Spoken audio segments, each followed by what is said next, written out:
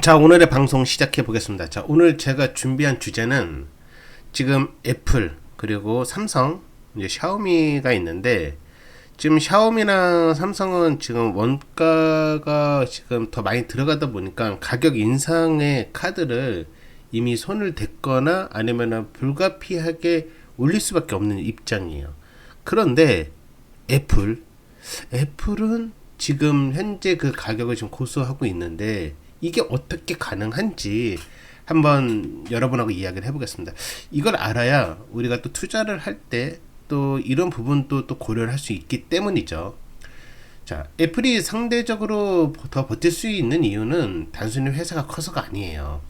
핵심은 원가가 올라도 그 부담은 경쟁사보다 더 오래 자체적으로 흡수할 수 있는 구조에 있습니다.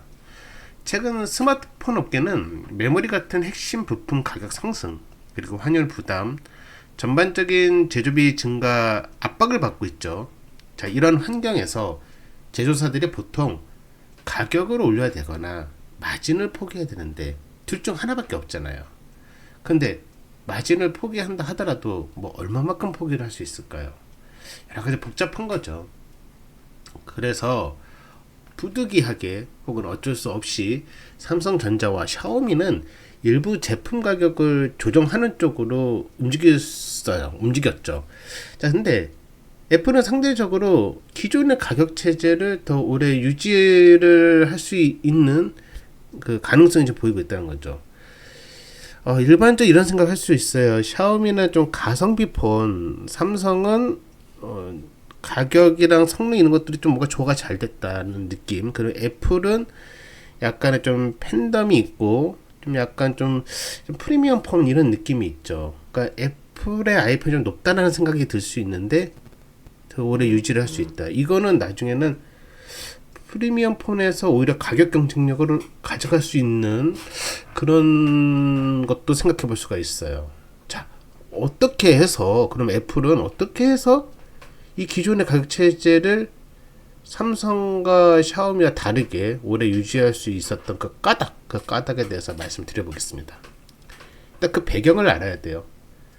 배경은 애플의 높은 수익성, 이 구조 때문입니다. 애플은 처음부터 프리미엄 가격 정책을 일관적으로 유지를 해왔죠. 제품 한 대를 팔 때 남기는 이익의 여력이 경쟁사보다 상당히 큰 편이었습니다. 그래서 지금 부품값이 오른다 하더라도 소비자 가격에 전가를 바로 하지 않고 일정 기간 동안은 애플 내부에서 감당을 할 수 있는 그 능력을 갖고 있어요. 반면 가격 경쟁이 더 치열한 업체들은 원가 상승을 오래 흡수하기가 어렵습니다. 그렇기 때문에 판매가 조정에 대한 압박을 받을 수밖에 없어요. 자, 이 차이가 뭐겠어요? 누가 항복을 먼저 하느냐, 이거를 하는 차이겠죠. 또 하나의 애플의 중요한 점, 바로 브랜드 힘과 가격 결정력이죠.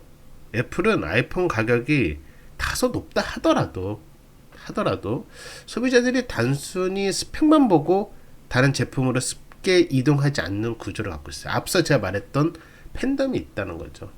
운영 체제, 앱 생태계, 액세서리의 연동, 브랜드 충성도까지 얽히고 설키고 강하게 묶여 있습니다. 즉 애플은 제품 가격을 자주 흔들지 않더라도 수요를 유지할 능력이 있어요. 그래서 단가 원가 충격이 와도 경쟁사보다 침착한 대응이 가능하다. 이것은 무엇이겠습니까? 삼성전자와 샤오미와 다르게 가격을 방어할 수 있는 힘을 좀 더 갖고 있다, 이렇게 볼 수 있죠. 이것만 있는 게 아니죠. 중요한 것 중 하나, 바로 공급망 협상 능력입니다. 자, 애플은 어때요? 전 세계에서 가장 큰 전자제품 구매자 중 하나입니다. 자, 그러면 부품업체 사장이라고 생각을 해봐요. 애플하고 거래하고 있는데 애플이 이제 나 너랑 거래 안 해, 이렇게 되면 어떻게 됐어요? 환장을 오르시죠. 그래서 물량도 크고 장기 계약도 있기 때문에 선뜻 단가가 올랐으니까 좀 올려야 될 것 같아요, 이런 말을 하기가 힘들어요. 그래서 이런 것도 하나의 이 가격을 유지할 수 있는 거를 할 수 있는 거에 대해서 하나의 에너지가 될 수가 있는 거죠. 또 이것만 있는 게 아니죠. 하드웨어의 수익 구조도 있는 거죠. 애플은 아이폰만 팝니까? 아니죠. 앱스토어 미친 수익이 있죠. 거기다 구독 이런 것들도 있습니다.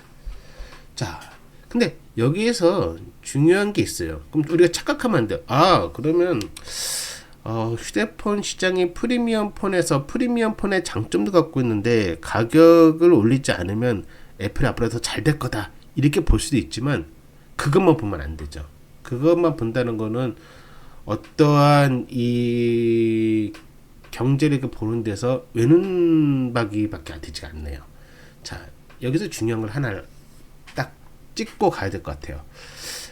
애플이 아예 영향을 안 받는다는 건 아니에요. 원가가 올라가는 데 있어서 원가 상승이 길어지거나 환율, 관세, 공급 불안이 더 심해지면 애플도 언젠가는 대응 방식을 바꿔야 됩니다. 지금 당장은 아니겠지만 말이죠.